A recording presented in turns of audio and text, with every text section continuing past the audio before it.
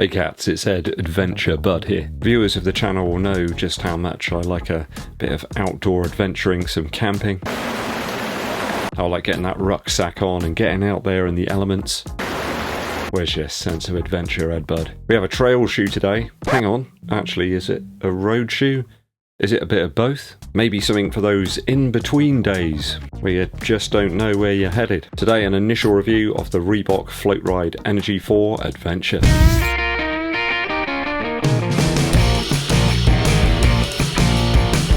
An awesome looking profile to this Reebok shoe, really digging the vibes. A nice low ankle cutout and a rocking price. Let's examine this Reebok jack of all trades. Reebok have sent this one over to me for examination, but they're not paying me to make this video or the review, so you get my honest, humble opinions as per usual, the pros and the cons. Now, the typical retail on this Reebok shoe is 85 Earth credits over here in the UK, though you can find them for quite a bit less if you shop around for some of those discount codes. Reebok are always good for a sale, so do have a good look round. I'm sure you can find something. It does make it a little bit more expensive than the standard Energy 4 model, but only by about a tenner. Stats wise, we have 306 grams or 10.8 ounces in my UK size 10.5, which is a US 11.5. I've gone down a half size in these, and I think I can probably do that in most Reebok models, perhaps aside from some of the marathon orientated efforts. Heel stack here seems slightly elevated over the standard Energy 4 midsole, but I'd suggest that's down to the outsole more than anything. I think it's exactly the same midsole unit that we have in the Energy 4. Exactly the same heel and midfoot width as per the standard Energy 4. Now you might say, well, is it just basically the Energy 4 with some added stuff? But no, it's not. We'll start with the upper first. Big changes from the Energy 4 and also the Energy 3 Adventure that we saw last year. So we've got this neoprene-like tongue here with those lace loops going through it, and on the medial and lateral eyelets too. Gotta say, I really love this lacing system. It makes for a fantastic lockdown. Really does pull the upper around the foot, so you get a nice tight connection with the midsole and the outsole. It's unorthodox, that's for sure, but it does the job. The tongue itself is sewn into an internal layer within the shoe, and it provides a good barrier to stop debris and muck getting to your foot and to your sock. So that's the last thing you want out there right now. It was pretty hellish the other day when I took this shoe out for, I think it was my third run. I've been using it to just get out when it's very wet as well. It's kept my foot pretty dry so far. Laces are nice and coarse, so you can get a good grip on them and get a nice lockdown. Doesn't feel like they're going to slip out of your hands. There's some nice substance to them. And the toe bumper here has already come in handy on some of the paths and routes that I run on. My toes were saved by the rubber toe bumper here. It does stretch around quite a bit on the medial side of the foot, tails off a little bit earlier on the lateral side. I do like the use of the fabric around the heel collar. It does feel like a nice quality shoe here from Reebok. There's some nuance and subtlety in terms of the materials that have been used. The mesh around the toe box that stretches back to the midfoot area is almost Vaporfly Next% like. I wouldn't say it's exactly like Vaporweave, but it's very similar. You've got some pieces on either side of the shoe that are kind of welded on to provide a little bit of structure. The shoe doesn't really collapse when your foot's not in it. It does stay upright, which is useful for a trail shoe. It's the right level of structure there, though. It doesn't feel too inflexible or rigid. Dual pull tabs, if you like that sort of thing. You don't really need them to get into this shoe, though. You don't even need a shoe horn. Just a very well designed upper here that hasn't created any problems whatsoever. There's no rubbing, no heel slip, nothing. Just really secure. Good width in the midfoot area, and perhaps a tad long. You might be able to go down a half size. Though if you like wearing a thicker sock when you're out on the trails, go for your standard size. Certainly this time it's a more trail orientated version with this adventure model. Feels like they've upgraded everything really in the upper, and now it's worth owning both the standard Energy 4 and this one. Pros, some very strong material actually for these eyelets, these lace loops. A thin, flexible yet protective upper. Killer profile and looks. What a great looking shoe. Cons, you could say there's no real need for these pull tabs. You could probably cut them off if you wanted to, and the unorthodox lacing system might not work for everybody, but it's killer for me. I'll give this a 2.9 out of 3 for the upper after my initial runs.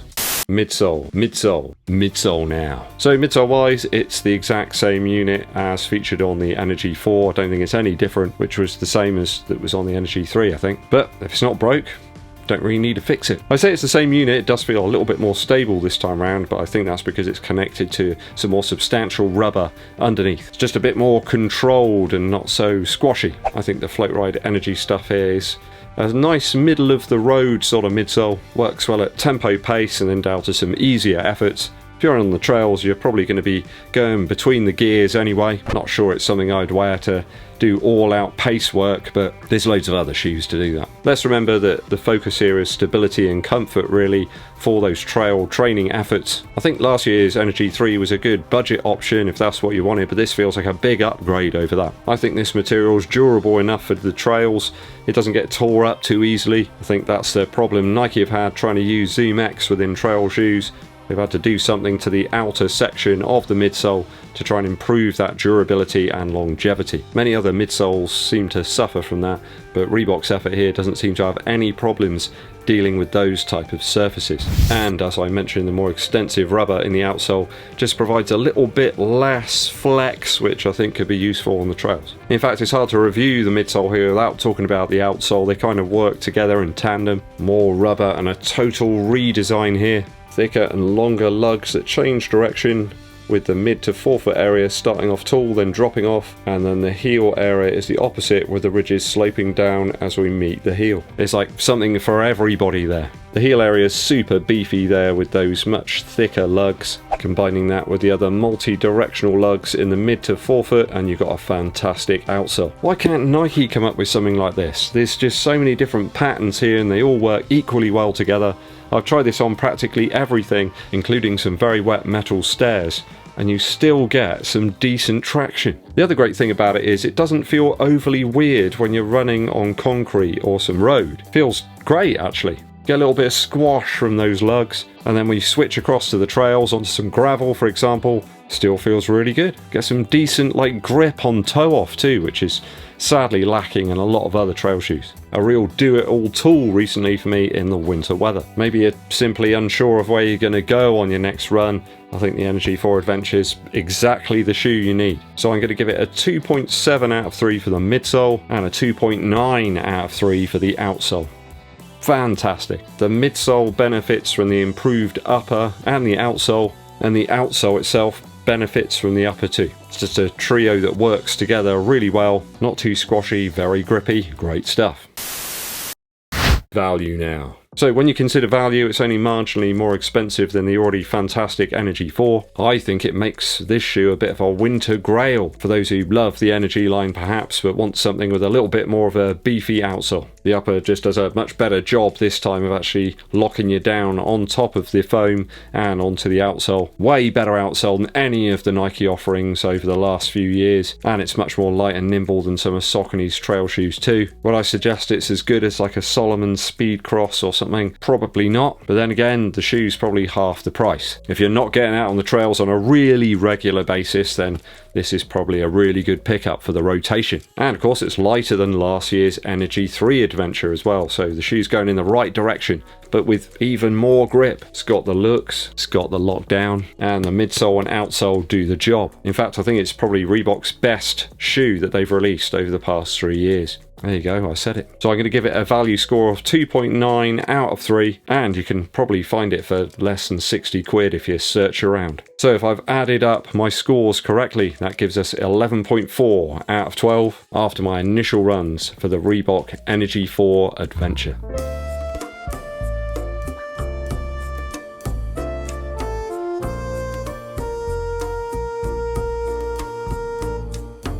Go become part of the Reebok department for outdoor amusement. I'm not really sure I can call myself part of that. I'm more Mr. Muggins from Carry On Camping.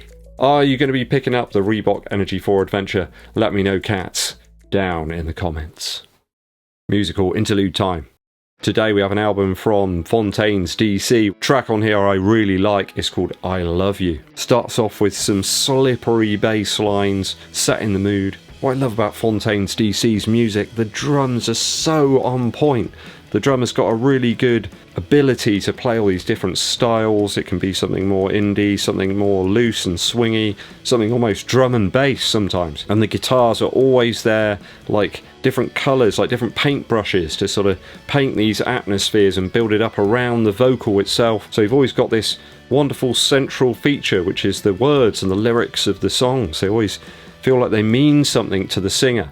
There's a subtlety there and you believe what they're saying. This track builds and builds and builds into this sort of huge crescendo and then comes back down again, only to do the same trick a little bit further into the song, but you want it to happen again because it's really good. It almost builds up into this overloaded, distorted mess, like a climax of emotions or something. One thing I love as well with the singer is his voice. He doesn't try to hide his accent whatsoever. It's just there, right in your face.